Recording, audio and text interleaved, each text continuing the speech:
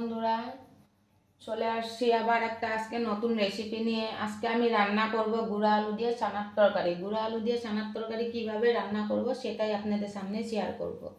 চানার তরকারি করার জন্য আমি দিয়ে দিব কড়াইতে তেল। আমি চানার তরকারি করার জন্য ময়দা দিয়ে একটু লবণ দিয়ে চানাটা আগে আমি বানাই নিলাম সুন্দর করে। এই যে এখন আমি একটু একটা একটা করে ভেজে নিব। আমি চানাটা ভেজে নিব, একটু হালকা লাল লাল করে আমি ভেজে না উঠাবো।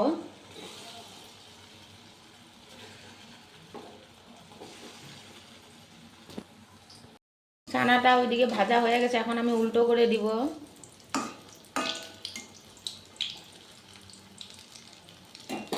এরকম করে আমি সবগুলো চানা ভেজে নিব।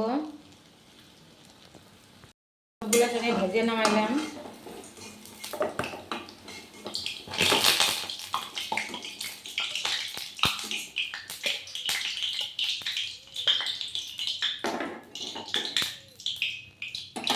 দিয়ে দিব একটু গোটা জিরা, আর সিদ্ধ করে রাখা হয়েছিল আলুটা আমি এটা দিয়ে দিব।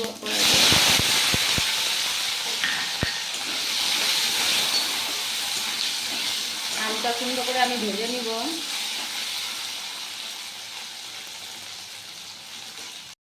এখন আমি পরিমাণ মতন দিয়ে দিব লবণ, দিয়ে দিব জিরার গুঁড়া, হলুদ আর লঙ্কার গুঁড়া একটু আমি একসঙ্গে মিক্স করে রাখছিলাম, ওইটা এখন আমি দিয়ে দিব।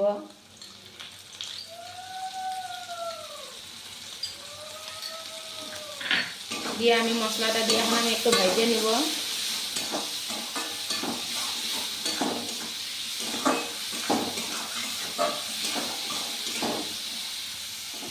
এখন আমি দিয়ে দিব জল,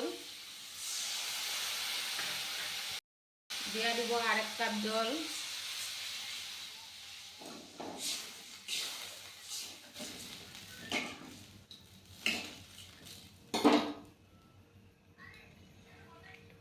কাইটা রাখা লঙ্কাটা আমি দিয়ে দিব তরকারিতে।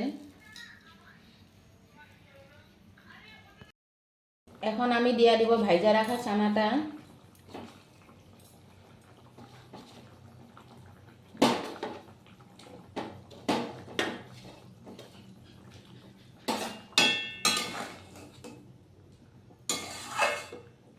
চানাটা দিয়ে আমি গরম মশলা দিয়ে এখন নামাই দিব।